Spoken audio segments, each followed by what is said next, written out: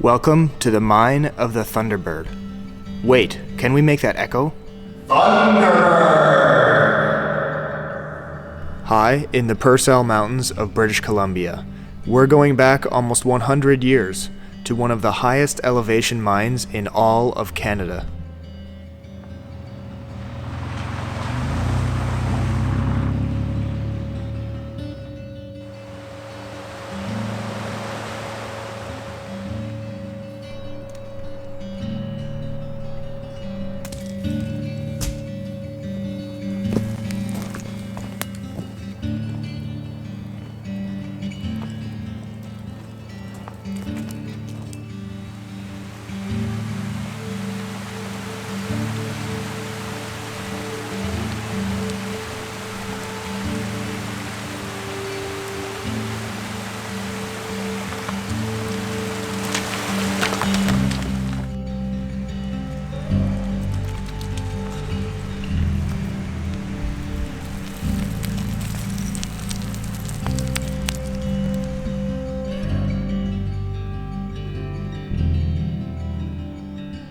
The first sign of a mine is this cabin we just stumbled upon. A bottle of Spice Box whiskey and some shotgun shells. You gotta. Whenever you're drinking whiskey, you also gotta shoot guns. Those are the rules. It looks old. A few pots. There's a tin of cinnamon. And it has a stove! Can fire that baby up. Still got the stovepipe. Can cook on that.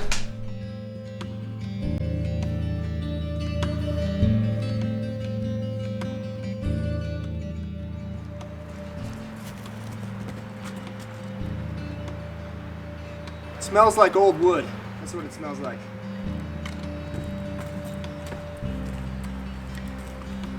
And baked beans. This building has got quite a lean going on this wall. I love the cedar shake though. As those of you who know me already know that. I love cedar shake. The smell of it, the texture, the way it ages and the way it looks. This porch is almost collapsed on the second building here. Yeah, this building's not gonna last very much longer. Still like the way it smells though.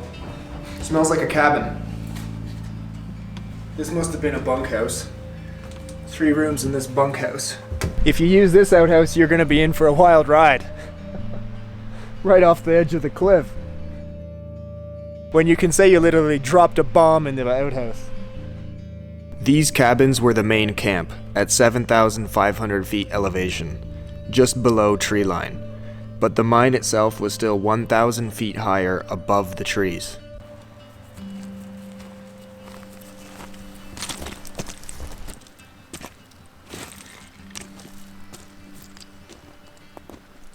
I keep trying to catch my breath, but the view keeps taking it away.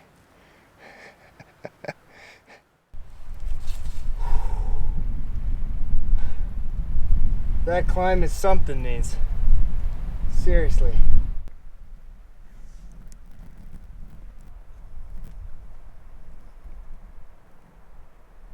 What do you see?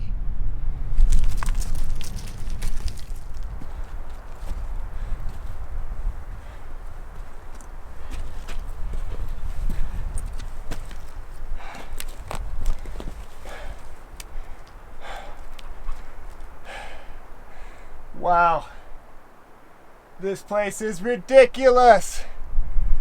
Whew. You absolutely work to get up here in the last little bit.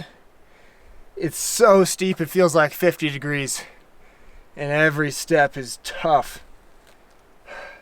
But then you make it and you're like, woo, we did it. You did it.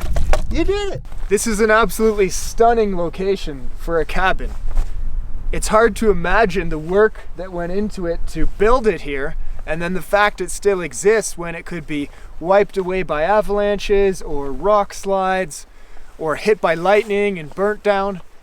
The fact that it's still standing is just hard to believe.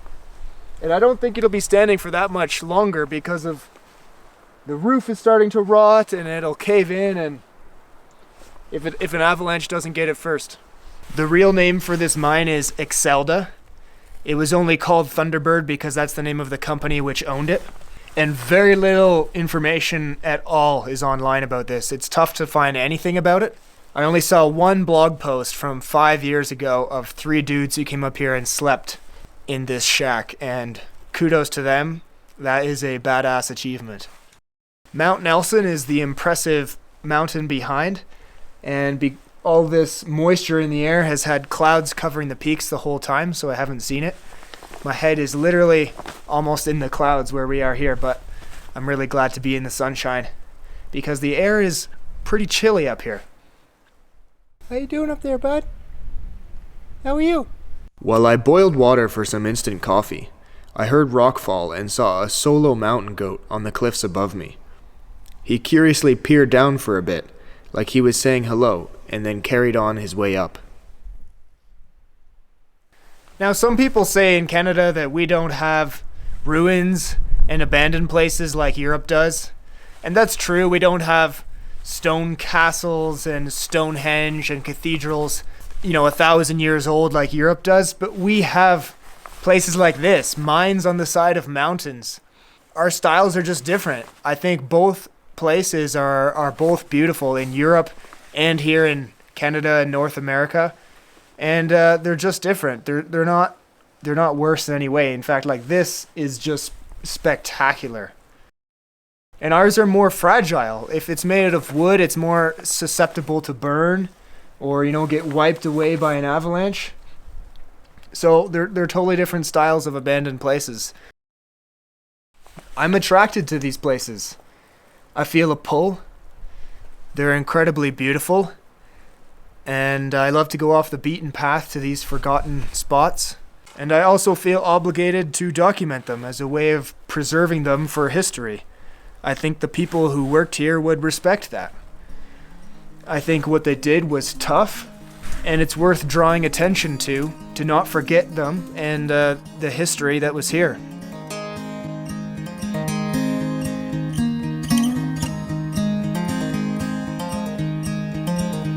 Some mountains in men are bigger than you think. Some rivers so fast, hell. Now the trail pretty much disappears or it's overgrown. So there's a few tasty bushwhacks.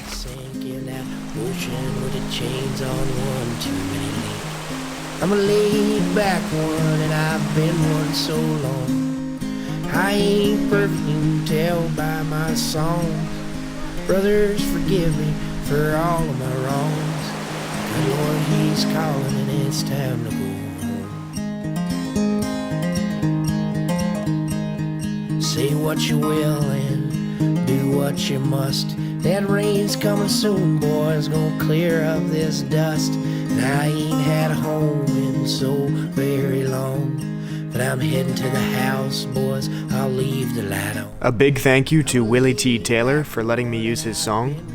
If you liked his music, you can hear more at the links below in the description. Thanks for watching. Brothers, forgive me for all of my wrongs. The good Lord, He's calling and it's time to go home.